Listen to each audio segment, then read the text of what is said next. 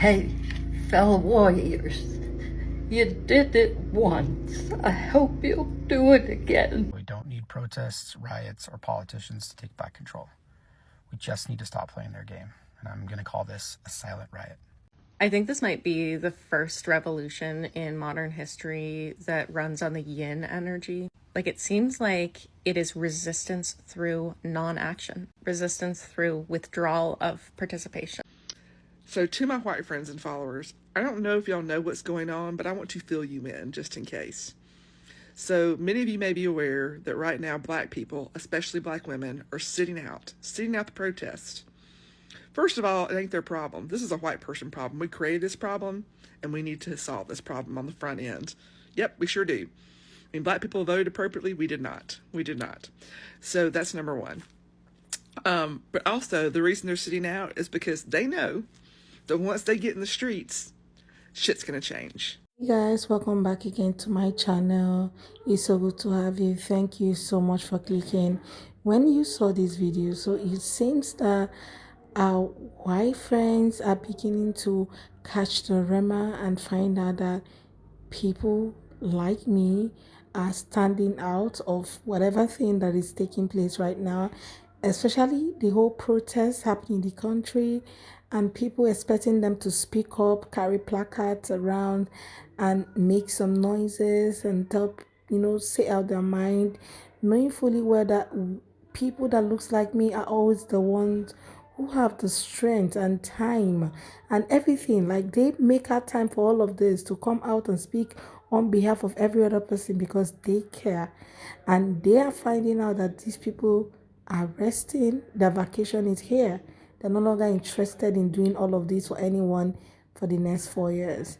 Anyway, I've got some clips of white people, tearing up and telling, trying to call their own people to order. Anyway, let's go look at some videos I've gathered for you guys. Then we come back and talk more. Let me know what your thoughts are in the comments, and please subscribe to my channel if you haven't already. Don't forget to give the video a thumbs up so that more people can see it. And credit to all creators on this video. Let's go watch.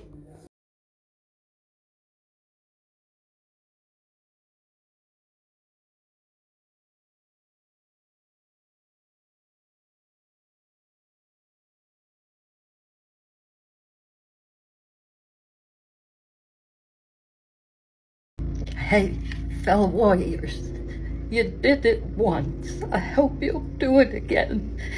It's imperative that this message be heard by as many people as possible. There's a march this Saturday, March 15th, from 10 to noon at all 50 Capitol buildings around our beautiful country. We need you all to come out and protest peacefully. Please, please share this. Thank you. Well, I made the mistake of turning on the news, and I listened to some of Trump talking in front of the Department of Justice, spewing his goddamn lies, telling things about us, about Americans. I can't stand that man. And now I find out I have pneumonia, and I can't march tomorrow. Hold up the truth, warriors. Hold it up for me. I can't be with you. We don't need protests, riots, or politicians to take back control. We just need to stop playing their game, and I'm going to call this a silent riot. Stick with me. The United States is a huge piece of land, and we are not in close proximity like other countries. It's much easier when your country is small because you can all gather together in one place. So what do we do to make a powerful statement against our current administration? The system is built on one thing: our money. The government needs our taxes, banks need our deposits, corporations need us swiping our cards and taking out loans. So what happens if we just stop? History shows that this definitely works. Gandhi's boycott of British goods helped free India. The civil rights movement shut down segregation with the bus boycott, and the world crushed apartheid in South Africa by pulling financial support. So here is how we do it. We withdraw our money from the banks. Don't let them use this to fund their system. Go cash only. Stop feeding their credit industry.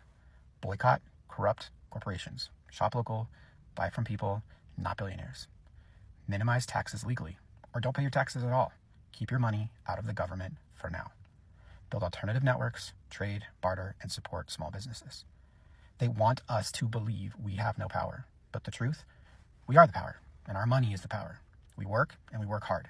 We are in control, and they don't want us to believe that. They want us to believe that they are in control. Without us, the system collapses, but we have to do it together. This is the most important part.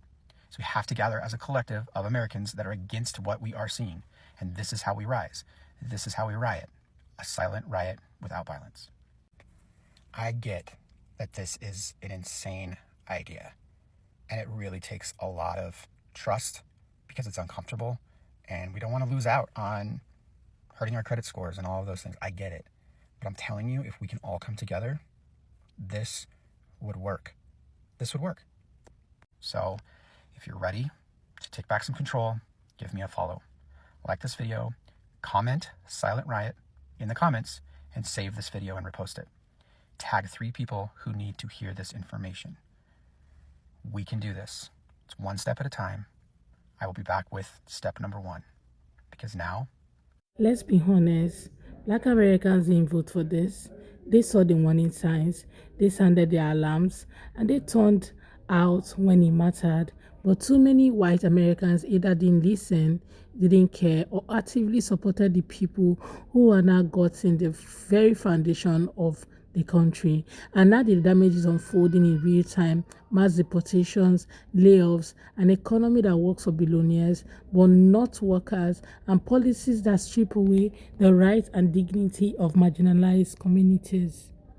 Black Americans have every right to say, we warned you, we told you so. They fought this fight for centuries, but if white Americans were complicit in getting everyone here where everybody is currently, where everybody's facing all this mass deportation, mass layoff and all that, then they all need to be the ones to stand up, speak out and fight back, because silence is complicity. They wanted this. They are the one that voted for this. They should be the ones on the streets, trying to make amends or change the things. For decades, too many white Americans have been comfortable ignoring the struggles of the Black and brown communities. Sometimes they kind of suppress their thoughts. Even when they come out to tell them, oh, this is the best thing to do. Especially during this whole election, everybody was doing videos and telling them this was the perfect way to go. Maybe we should vote for Kamala. I think she has better thoughts and better policies. But they chose to vote for concept of a plan instead. I've been sitting here most of the day trying to get some work done. Trying to think of something to put out for you all. So I'm trying to stay positive. I'm trying to provide information that can be shared and distributed that is truth. I'm really coming up empty-handed today because I'm fucking angry and I'm pissed. I see something that I love, that I have been a part of since I was born in 1980. I have 2 beautiful teenage kids who have the whole world ahead of them, and some disgusting group of individuals who do not have the majority of the American people's best interest are running the show. 68% of the population either did not vote for Trump, did not vote in this cycle, or voted, for somebody other than Kamala. 68%. And this motherfucker is changing everything. I genuinely just don't even know what to do. I don't really have any good suggestions other than, I offered up the silent riot, which so many people have jumped on board with, and I know they're doing it. Our family's doing it. But I am so challenged by the people that have their head in the sand, the blatant lies and propaganda that are being spewed from the White House to the news, things that are not getting covered, from the protests of our veterans to literally finally watching his regime defy a court order, because that's what makes our country great, is checks and balances, and he doesn't care. And there isn't a whole lot that anybody in those authoritative areas can do. And all of us that are aware are going to come to a point where either we leave or we're apprehended because we don't follow any of this bullshit. And those that continue to either have their head in the sand are finally going to start being like, oh, what's going on? What? I had no idea. And it's going to be too late. I'm legit nervous. I mean, I've been nervous since he was elected. But I'm very, very, very concerned at this point and not really sure. But we have to do something. We have to do something bold, something big, something that is going to not be fun, hard, but something has to be done because nobody's coming to save any of us. We have to save ourselves. I don't know if we as a population can do that. And I hate saying that. We are so used to the comforts of life here, the complacency to just get what we want when we want it, have what we need when we need it. And that is all going away. And it's going away really fast. So I guess my words of encouragement is it doesn't matter anymore if you're worried about what people might think, say, or do. And if you gotta speak up. We have to. We have to speak up. We have to move. We have to be thinking forward, action. And what that is, guys, I don't really know. Just remember, 68% of the population did not vote for this. Only 77 million people voted for this. There's a lot more of us that do not want this or who did not vote for this than there are that want this. There has to be a silver lining in there with those kind of numbers. I just don't know how to gather everybody to make it happen. It's overwhelming. But more of us do not want this than those of us that do. There has to be power in that. I think this might be the first revolution in modern history that runs on the yin energy. Like, it seems like it is resistance through non-action, resistance through withdrawal of participation. And I think this is really wise of us. There's a lot of Black and brown people that have been saying specifically online, like, they want Black and brown people in the streets. They want immigrants in the streets so that they can arrest them for fabricated reasons. I saw a lady the other day. She was like, I was in the streets in the 1960s. Stay home. And she wasn't saying stay home because she meant don't resist. She was saying stay home because it's wise. Stay home because you have the option to do economic destruction. I feel like what we're doing economically is like lighting something on fire and throwing it through a window, but economically. And that's tough because it's sort of emotionally unsatisfying. Maybe we don't feel like we're doing anything, but I think we're doing a lot. And I do my best to lift up the voices here who are organizing the effort. I'll tag the creators in the description. I want to verbally suggest you follow the Silent Riot. The idea behind the Silent Riot is basically to withdraw all money from the banks and operate only locally. So more than just boycotting, only spending money in cash and only spending locally. I haven't shopped at a major retailer in months. The other day we needed to buy a space heater, and normally we'd go to Costco for everything. And Costco is too far away, and we're like, where the hell are we going to buy a space heater? Can't go to Target, can't go to Walmart. We ended up going to Buy Mart. Anybody ever heard of Buy Mart? It's crazy. You walk in there and it's like the 1980s. But they had space heaters and I was satisfied with the purchase. I discovered a huge local pet store emporium that I would have never visited because I didn't recognize the name. I just would have gone over to Petco. I have to tell you, doing this is like the easiest thing I've ever done. Like, if this is the main things that I need to do to precipitate change, it's like less than an afterthought level of effort that I have put in. I think that sometimes the yang energy will be needed. Like, the picture of wisdom I'm seeing here is using our energy very sparingly, being very quiet, just withdrawing, and then very tactful, choose your battles kind of energy when direct resistance or defense is needed. Don't mistake my silence for weakness. But yeah, those are my ramblings about this. Elon Musk is hemorrhaging money. Y'all keep it up. Good evening, TikTok fams. So this message is for my white friends and followers. If you are a Black friend and follower, you can certainly stick around, but this is intended to support you, not to address you. So to my white friends and followers, I don't know if y'all know what's going on, but I want to fill you in just in case. So many of you may be aware that right now Black people, especially Black women, are sitting out the protest. First of all, it ain't their problem. This is a white person problem. We created this problem, and we need to solve this problem on the front end. Yep, we sure do. mean, black people voted appropriately. We did not. We did not. So that's number one. But also, the reason they're sitting out is because they know that once they get in the streets, shit's going to change. Yep, it's going to get violent. Yeah, they're going to be getting at the dogs and the gas cans and the water hoses and the rubber bullets and all the things. Things are going to happen. And then they're going to turn it into, you know, a disparaging commentary against black people. See, we told you they're all violent, blah, blah, blah, blah, blah, blah, blah. Right? White people, have y'all seen anybody getting, you know, tear gassed or rubber bulleted or beaten down at any of the protests that have gone on so far? No. And you know why? Because we're white. And white people are going to be very, very reluctant to turn that kind of stuff on their own. Have no problem turning it on brown people, but not going to turn it on their own. They're not going to do it. They're going to be very reluctant to do it. I'm actually still stunned last year, the Palestine demonstrations that some white people got roughed up the way they did. But we need to be out there on the front lines doing the hard work, the physical in-person protesting. This is not black people's work right now. They will be harmed. They will 1,000% be harmed. And they need to sit this out and keep their asses at home right now. Because it is, again, it's not their fight.